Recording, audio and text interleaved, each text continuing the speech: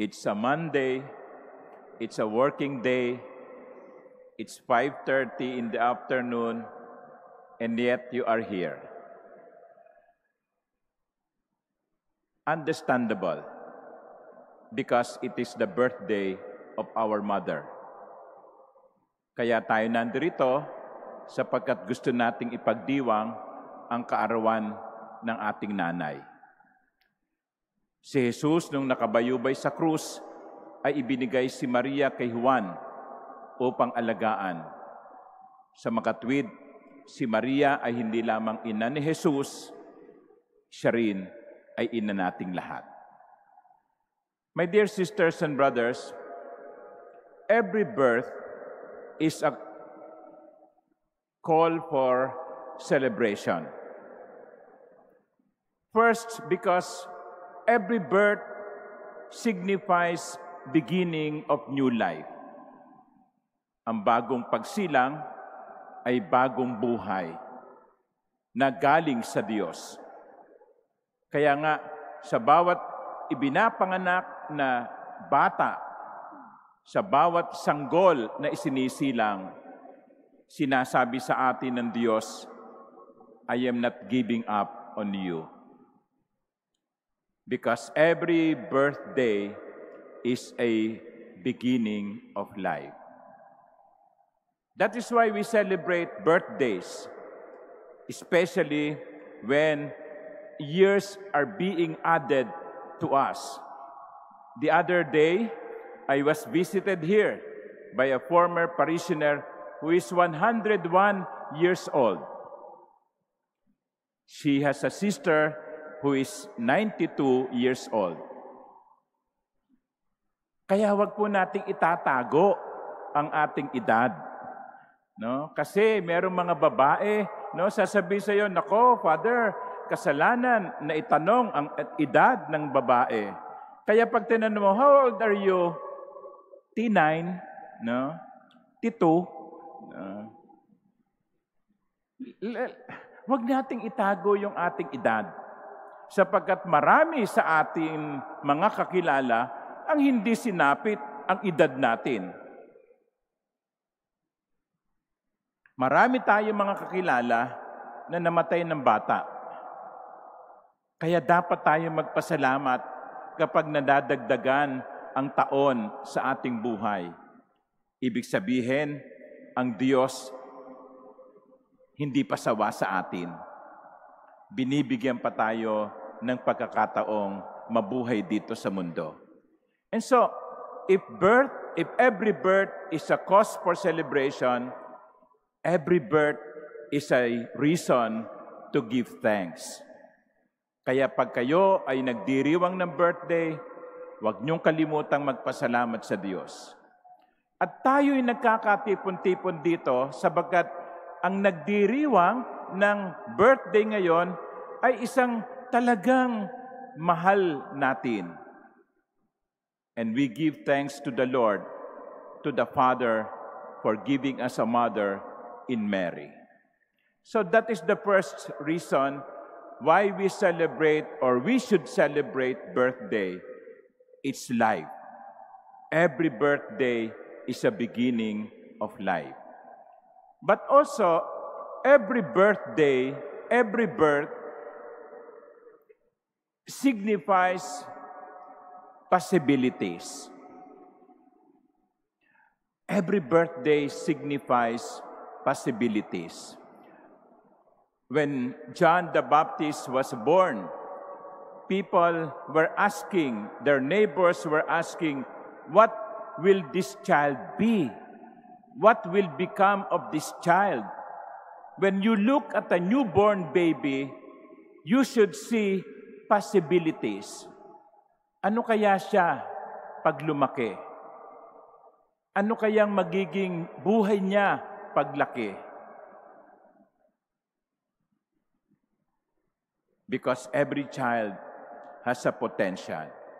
But you see, my dear brothers and sisters, possibilities are not realities yet.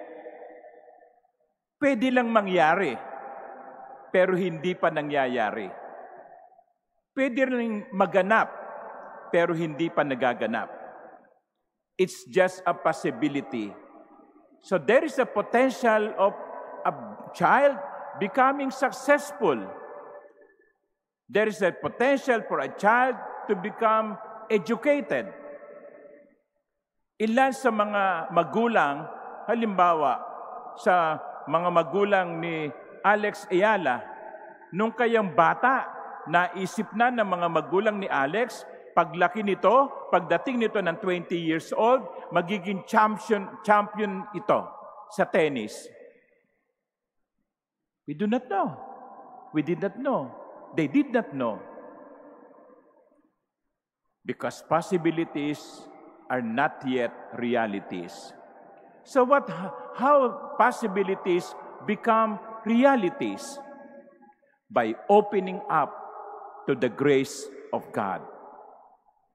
Ang buksan ang sarili sa biyaya ng Diyos.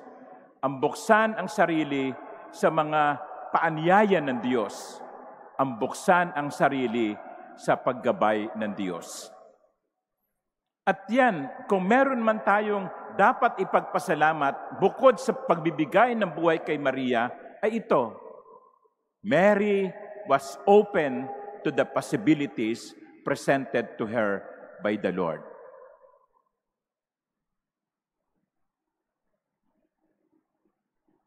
May plano ang Diyos kay Maria.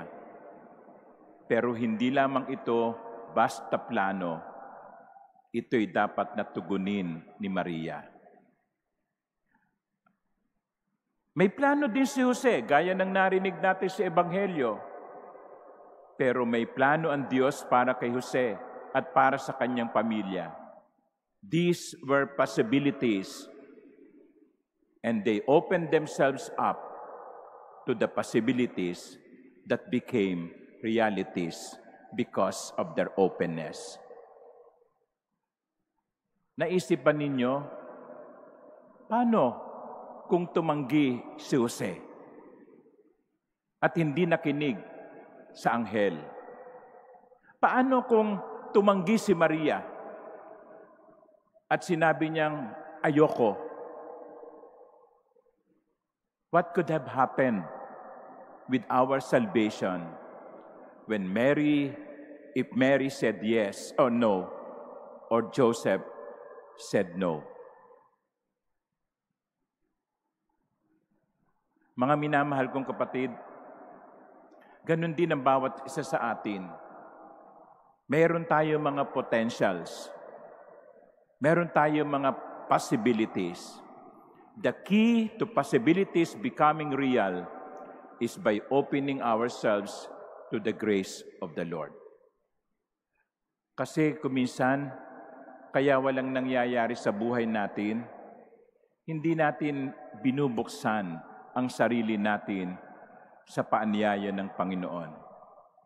Kaya nagkakaloko-loko ang takbo ng buhay natin, kaya magulo ang lipunan, kaya nagkakawatak-watak ang mga bansa. There is possibility of peace, and yet we choose war. There is possibility of blessing, and yet we choose cursed. There is possibility of progress, and yet we choose corruption. There is possibility of joy, and yet we choose the course that will bring us sorrow. Diba? Huwag nating sayangin ang mga kapatid, ang mga pagkakataon. We have so much potentials in our lives. It's part of the gift given to us when we were born. Let us not waste those potentials. Let us not waste those possibilities.